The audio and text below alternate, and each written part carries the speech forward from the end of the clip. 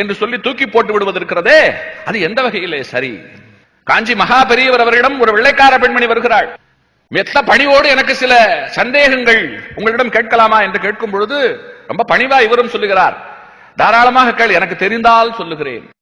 நான் எந்த விதமான குதர்க்க பாவத்தோடும் கேட்கவில்லை.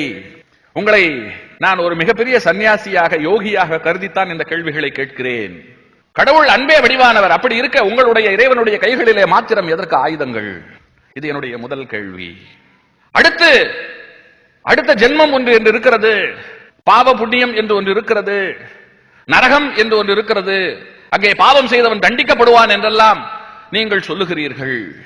கடவுளிடம் சரண் புகுந்து மன்னிப்பு கேட்கும் பொழுது அவர் மன்னித்து விடும் பட்சத்திலே எப்படி மறுபிறப்பு என்று அவர் சொல்லும் பொழுது அதற்கு பதில் சொல்லவில்லை. மாறாக உங்களுக்கு நான் பதில் சொல்லுவதற்கு முன்பாக நீங்கள் சில காட்சிகளை காண வேண்டும் என்று பக்கத்தில்